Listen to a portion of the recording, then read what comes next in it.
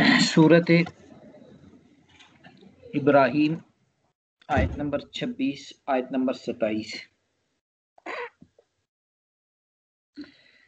मसलु कलिमतिन खबीसतिन, मिसाल गंदी बात की ऐसे ही है। कशजरतिन खबीसतिन, जैसे गंदा दरख्त। उजतुसत, जिसको उखाड़ दिया जाए जिस्म समेत। मिन फौक़िल अर्ज़, जमीन के ऊपर से। मा लहा मिन करार, उसमें नहीं है ठहराव, मजबूती। युसब्बितुल्लाह, अल्लाह ताला साबित कर देते हैं, अल्लज़ीना, उन लोगों को, आमनु, जो ईमान लाए, बिलकौल साबित, कौल साबित के जरिए से, मजबूत कौल के जरिए से। फिल हयात दुनिया, दुनिया की जिंदगी में भी, व फिल आखिरती, और आखिरत की जिंदगी में भी। व युज़िल्लुल्लाहु ज़ालिमीन, और अल्लाह ताला जालिमों को गुमराह कर देते हैं। व यफ़अलुल्लाह, और अल्लाह ताला करते हैं वो मा यशा, जो अल्लाह चाहते हैं।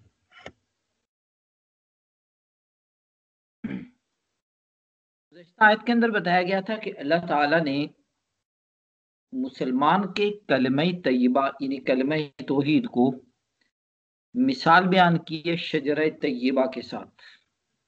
फरमाया कि मुसलमान के ईमान अमल बड़ा मजबूत होता है, और आंधी या तूफान दुनिया के चाहे या मौत व हयात के, ये जो कुछ भी इंसान के ऊपर आते रहे, इंसान के आमाल कभी ज़ाया नहीं होते, मुसलमान के आमाल ज़ाया नहीं होते। इसके बरक्स जो काफिर लोग हैं, इन काफिर लोगों के जो कलिमात अल्फाज हैं, वो कुफ्र और शिरक पे होने की वजह से इनके चाहे वो जितने भी आमाल और अफाल हों, उनको वो मजबूती हासिल नहीं होती जो एक शजरा तय्यबा को हासिल होती है। उनकी मिसाल ऐसी है जैसे कशजरतिन खबीसतिन, जैसे एक नापाक, एक खबीस दरख्त, गंदा दरख्त। उजतुसत मिन फौक़िहा, इसको जमीन के ऊपर से उखाड़ के फेंक दिया जाता है। एक ऐसे दरख्त के साथ मिसाल दी गई जिस दरख्त की जड़ें जमीन की गहराई तक ज्यादा नहीं जाती।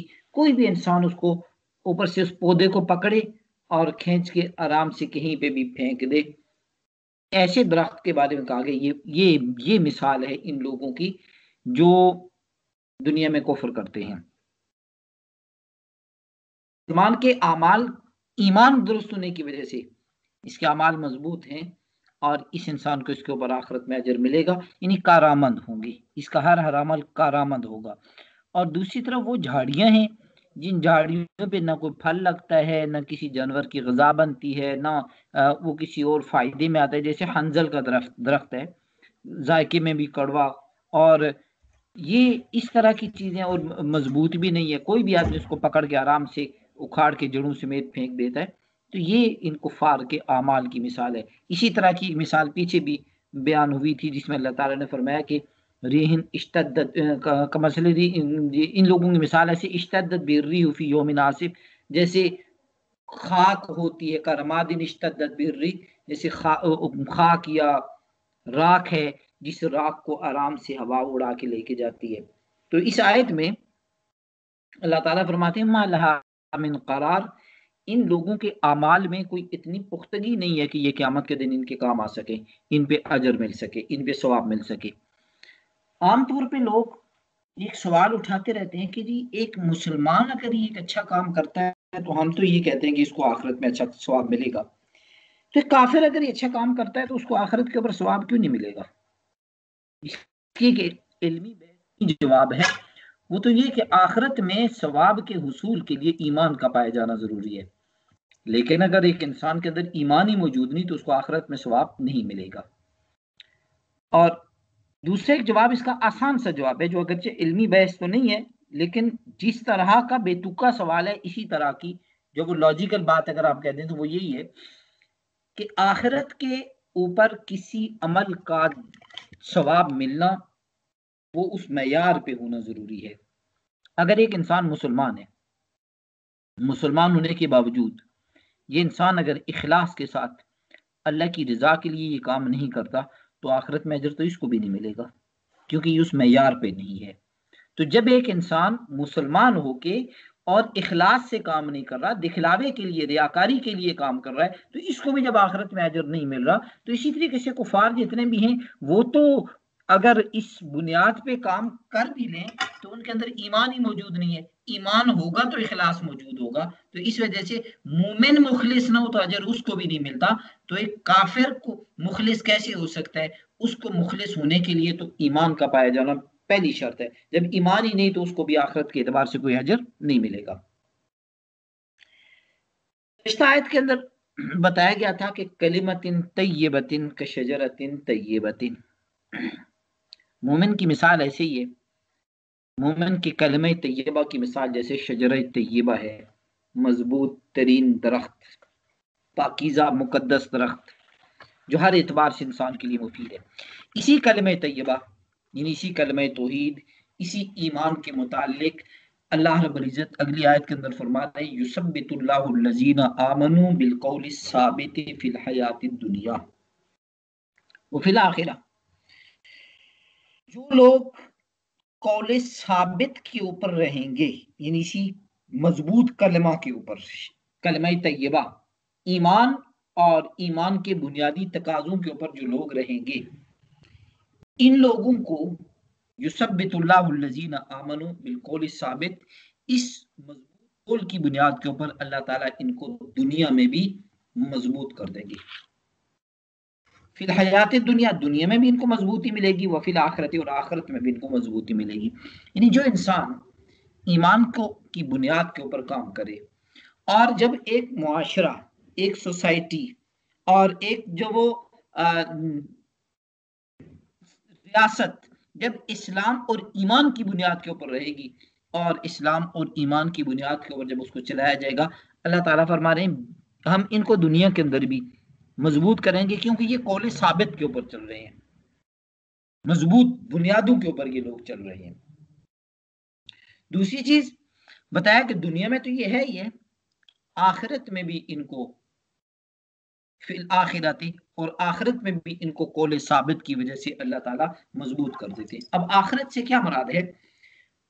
جمہور مفسرین بلکہ تمام تر مفسرین اس چیز کے قائل ہیں کہ یہاں فی الآخرت سے مراد قبر ہے.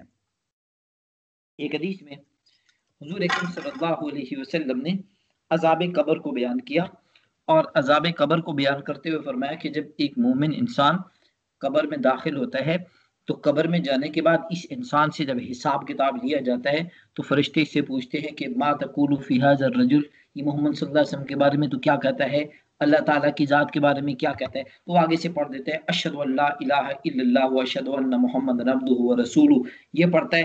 تو حضور صلی اللہ علیہ وسلم نے فرمایا یثبت اللہ الذی، یہ پڑھنے کے بعد یعنی یہ حدیث بیان کر کے عذاب قبر کی یہاں تک ہے کیفیت بیان کر کے حضور اکرم صلی اللہ علیہ وسلم نے یہ آیت پڑھ دی کہ یثبت اللہ الذین آمنوا بالقول الثابت، اللہ تعالیٰ اس قول ثابت کی وجہ سے لوگوں کو آخرت میں بھی مضبوط کر دیتے ہیں.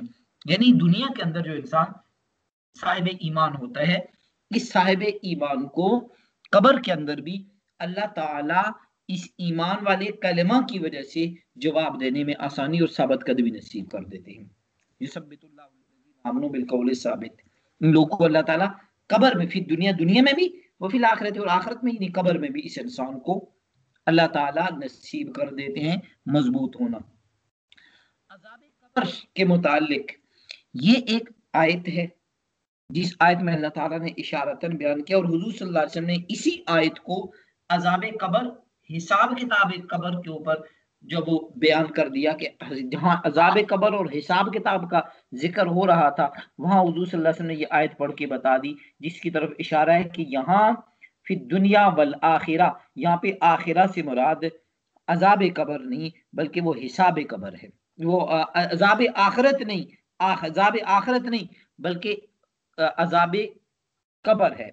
تو قبر کا عذاب یا قبر کا حساب یہ دو الگ چیزیں ہیں. ایک ہے قبر کے اندر سوال جواب ہونا، یہ مسلمان سے بھی انہیں، کافر سے بھی انہیں. ایک ہے عذاب قبر، قبر کا عذاب نافرمان اور کافر کو یہ قبر کے اندر عذاب ہونا ہے. اور اس کے اوپر قرآن کی 10 آیات کے قریب ایسی آیات ہیں جن میں اشارتاً اللہ تعالیٰ نے قبر کے عذاب کی طرف اشارہ بیان کیا ہے.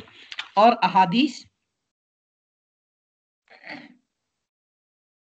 صحابہ کرام سے جو منقول احادیث ہیں عذاب قبر کے متعلق، امام ابن کثیر رحمۃ اللہ علیہ جو تفسیر کے بہت بڑے امام گزرے ہیں اور ان کی تفسیر بھی موجود ہے، تفسیر ابن کثیر، اس میں انہوں نے صحابہ کرام سے منقول 40 احادیث کو نقل کیا ہے، اور ان 40 احادیث کو ذکر کر کے یہ بتاتے ہیں کہ ان احادیث سے عذاب قبر کا ثبوت ملتا ہے۔ اسی طریقے سے علامہ جلال الدین سیوطی رحمۃ اللہ علیہ نے ان احادیث کو ایک الگ سے کتاب لکھی، اور اس کتاب کا نام ہے التثبیت عند التبییت۔ الگ سے یہ کتاب لکھی اس عذاب قبر کے متعلق، اور اس کے اوپر انہوں نے ان احادیث کو جمع کیا۔ اسی طریقے سے بعض محدثین نے احادیث جو نقل کی ہیں، جیسے شرح صدور اور اس طرح سے جو احادیث کی کتابیں، ان میں 70 کے قریب صحابہ کرام سے احادیث منقول ہیں کہ جن سے یہ آتا ہے کہ قبر کے اندر عذاب اور قبر کے اندر حساب کتاب انسان کا ہونا ہے۔ عذاب قبر اور قبر کا حساب کتاب یہ ہر ایک انسان سے ہونا ہے۔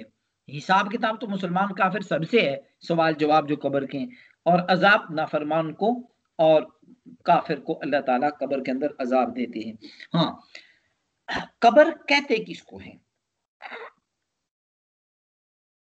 قبر صرف اسے ایک مٹی کے گڑھے کو نہیں کہا جاتا کہ مٹی کا یہ گڑھا بنا ہوا ہے تو یہ قبر ہے۔ انسان کے مرنے کے بعد انسان اس کے بعد پھر قیامت کے درمیان یہ جس حالت میں انسان چلا جاتا ہے، یہ انسان کی قبر ہے، یعنی برزخ کی زندگی، یہ انسان کی قبر ہے۔ چاہے یہ پانی میں ڈوب گیا تو پانی اس کی قبر بن جائے گی، چاہے کسی نے جلا دیا کسی کو، جیسے ہندو جلا دیتے ہیں تو وہ اس کا وہ برزخ وہی اس کی قبر بن جائے گی، اگر کسی جانور نے اس کو کھا لیا تو وہیں اس کی قبر بن جائے گی۔ تو یہ مرنے کے بعد قیامت کے دن اٹھنے تک اس درمیان میں انسان کسی بھی کیفیت میں کسی بھی حالت میں چلا جائے، یہی اس کی برزخ اور یہی اس کی قبر ہوتی ہے۔ یہ جو حساب کتاب کے جو معاملات ہیں یہ سارے کے سارے وہاں پہ ہوتے ہیں۔ اب اس کے اوپر عام طور پہ ایک سوال ہوتا ہے کہ بعض اوقات ایسے ہوتا ہے کہ ایک زندہ انسان ہے، ایک مرا ہوا انسان ہے، اور اس کی لاش کو اگر رکھ دیا جائے سامنے تو اس کو کسی قسم کا عذاب ہوتا نظر نہیں آ رہا، اس کو کسی قسم کی تکلیف ہوتی نظر نہیں آ رہی، چاہے وہ بڑے سے بڑا کافر ہی کیوں نہ ہو۔ جیسے فرعون کی لاش دیکھنے سامنے رکھی ہوئی ہے، لوگ جاتے ہیں دیکھتے ہیں لیکن کوئی اس کو عذاب ہوتا ہوا نظر نہیں آ رہا، اس سے پتہ چل رہا ہے کہ عذاب قبر نہیں ہے۔ یہ ایک عام قسم کا ایک سوال ہوتا ہے کہ اگر عذاب قبر ہوتا تو اس طریقے سے ہوتا ہوا نظر بھی آتا۔ تو اس کا آسان سا جواب یہ ہے کہ کسی چیز کے وجود کے لیے اس چیز کا نظر آنا ضروری نہیں ہوتا، یہ کوئی ضروری نہیں ہے کہ وہ نظر بھی آئے۔ ایک چیز کا وجود ہے اور ہو سکتا ہے آپ کو نظر نہ آئے۔ ابھی جس جگہ پہ آپ بیٹھے ہیں آپ کے دائیں بائیں ہوا موجود ہے لیکن ہوا آپ کو نظر نہیں آ رہی۔ فرشتوں کا وجود ہے، فرشتے نظر نہیں آتے۔ جنات کا وجود ہے، جنات نظر نہیں آتے۔ ایک انسان کو چوٹ لگتی ہے، درد ہوتا ہے، درد کا وجود ہے لیکن یہ درد نظر نہیں آتا۔ تو کسی چیز کے متعلق یہ کہنا کہ یہ نظر نہیں آتی تو اس کا مطلب ہے کہ یہ موجود نہیں ہے، یہ جو وہ درست نہیں ہے۔ یہ کوئی اصول نہیں ہے کہ کوئی چیز ہے تو پھر نظر کیوں نہیں آتی ہے۔